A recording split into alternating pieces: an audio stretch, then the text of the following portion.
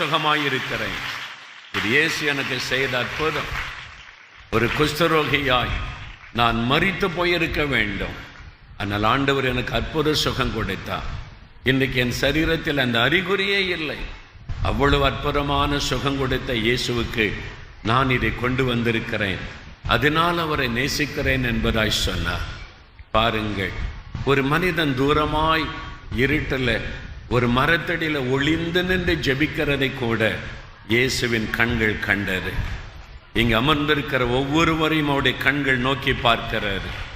ஆண்டவர் சொல்லுகிறார், நான் உன்னை காண்கிற ஒரு தேவன், நான் உன்னை காண்கிற தேவன்.